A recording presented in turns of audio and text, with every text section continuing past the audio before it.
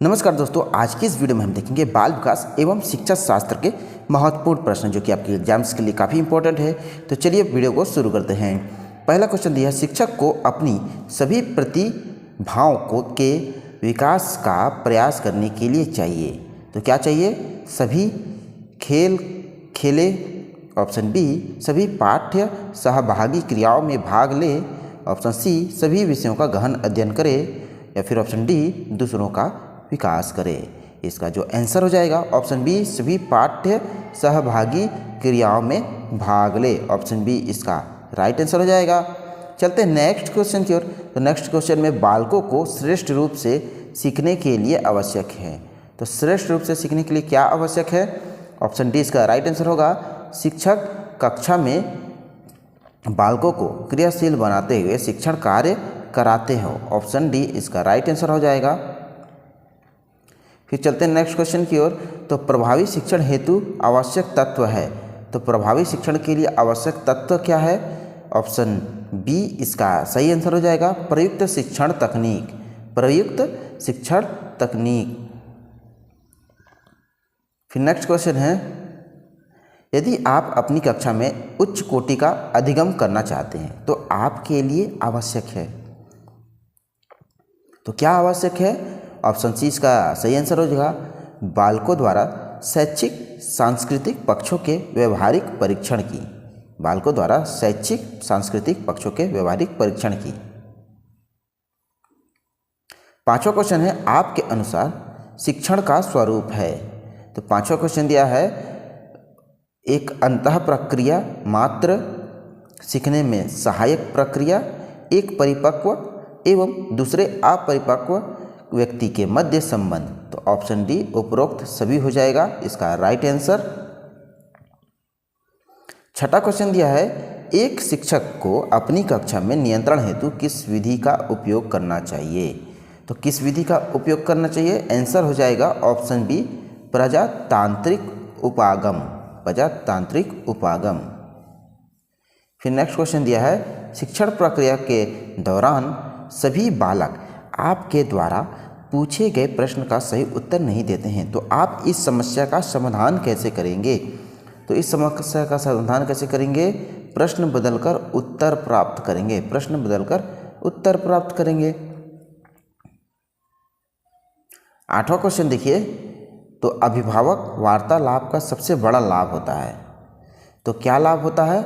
Option A, बालक की उपलब्धि व लक्ष्यों के बारे में शिक्षक अभिभावक दोनों सहमत हो जाते हैं। ऑप्शन ए इसका राइट आंसर होगा।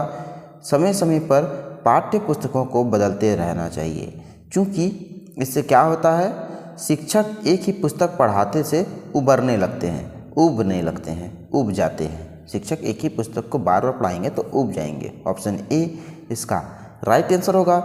10वां क्वेश्चन देखिए, निम्न में से क्या एक आजकल दी जा रही शिक्षा की प्रमुख विशेषता है? तो क्या है? इसका जो राइट आंसर होगा, इसमें ज्ञान का स्वरूप एकदम सैद्धांतिक है। ऑप्शन बी इसका राइट आंसर होगा।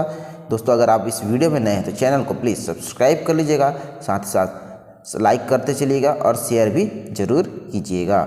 नेक्स्ट दिया है, आपके अनुसार कक्षा के सभी बालकों को एक जैसा ही गृह कार्य देना ठीक है? तो जी नहीं, क्योंकि बालकों की अभिरुचि अलग अलग हो सकती है। ऑप्शन सी इसका राइट आंसर हो जाएगा, ऑप्शन सी। फिर नेक्स्ट देखते हैं, आप अपनी कक्षा में बालकों की मौखिक अभिव्यक्ति का विकास कैसे करेंगे? तो इसका जो राइट आंसर हो जाएगा, चर्चा परिचर्चा कराकर। ऑप्शन डी चर्चा परिचर्चा कराकर। अधिगम हेतु उपयुक्त परिस्थितियां हैं। तो अधिगम हेतु उपयुक्त परिस्थितियां क्या है? इसका राइट आंसर होगा ऑप्शन डी उपरोक्त सभी। उपरोक्त सभी हो जाएगा इसका राइट आंसर। कौन कौन सा? सीखने का उचित ढंग, प्रेरणा का योगदान, सीखने की इच्छा। फिर नेक्स्ट देखिए, निम्न में से क्या एक उत्तम शिक्षण की विशेषता नहीं है?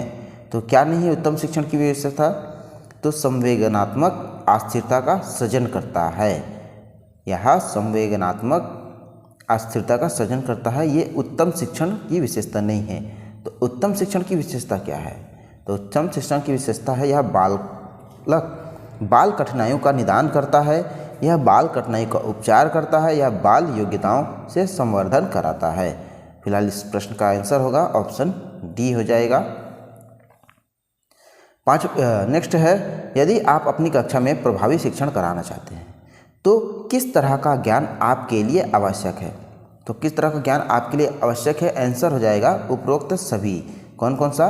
पाठ्य विषय संबंधित अंत वस्तु का ज्ञान, शिक्षण शास्त्र संबंधी अंत वस्तु का ज्ञान, फिर पाठ्यक्रम संबंधित ज्ञान। तो उपरोक्त सभी हो जाएगा, ऑप्शन डी इसका राइट आंसर होगा।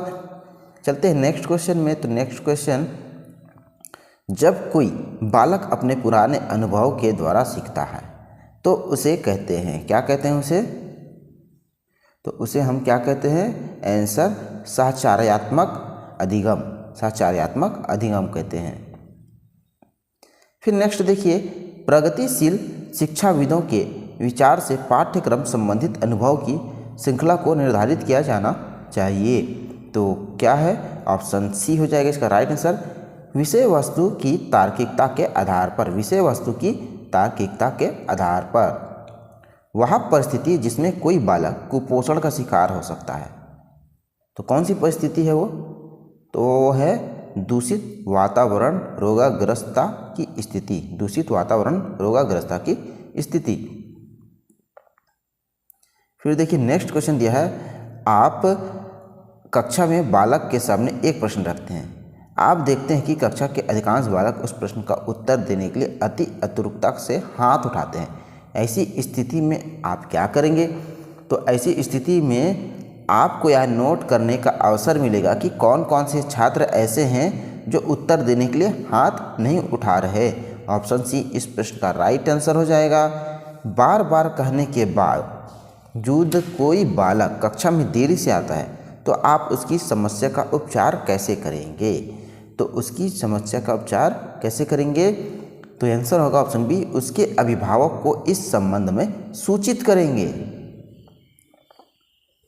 नेक्स्ट क्वेश्चन देखिए, बुनियादी शिक्षा का आधार मनोवैज्ञानिक माना जाता है, यह प्रमुख कारण है।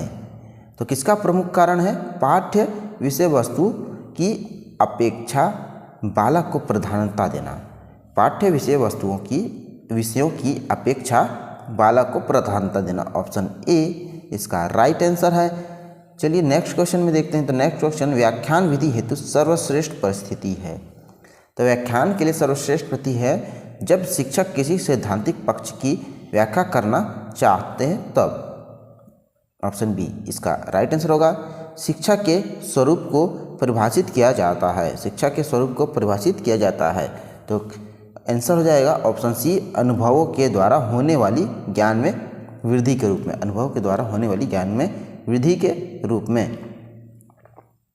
24वां क्वेश्चन है, प्राथमिक स्तर पर शिक्षा का माध्यम मातृभाषा होना चाहिए क्योंकि ऑप्शन डी, बालकों को अपने आसपास के वातावरण को समझने में सहायता मिलती है। ऑप्शन डी इसका राइट आंसर होगा।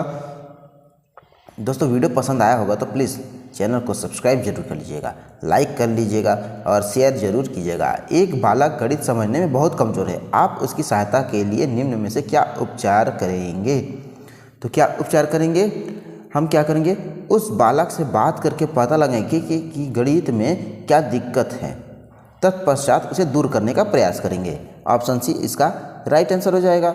चलिए नेक्स्ट क्वेश्चन में, तो मानसिक रूप से विकलांग बालकों की बुद्धि लब्धि होती है। तो क्या होती है? होती है इनके 70 से कम और 50 से अधिक होती है, 70 से कम 50 से अधिक होती है। कक्ष में शिक्षण प्रक्रिया के दौरान दो बालक आपस में बातें करते रहते हैं। आपके ख्याल से उनके इस कार्य से क्या होगा? तो ऑप्शन डी उपरोक्त सभी होगा। उन दोनों को हानि होगी, सारी कक्षा को हानि होगी, शिक्षक का ध्यान बंटता है। तो ऑप्शन डी इसका राइट आंसर हो जाएगा। बालकों के अधिगम का मूल्यांकन मुख्य रूप से होना चाहिए। तो क्या होना चाहिए? आंसर हो जाएगा सतत एवं व्यापक प्रक्रिया से, सतत एवं व्यापक प्रक्रिया से। बालकों के आनुवांशिक गुणों में परिवर्तन है। तो बालकों के आनुवांशिक गुणों में परिवर्तन है। क्या परिवर्तन है? उनके आनुवांशिक प्रतिमानों एवं संरचनात्मक व्यवहारों तक सीमित। ऑप्शन सी इसका राइट आंसर हो जाएगा। शिक्षा के उद्देश्य का मूलभूत स्रोत क्या है? तो आंसर है मानव अनुभव। मानव अनुभव।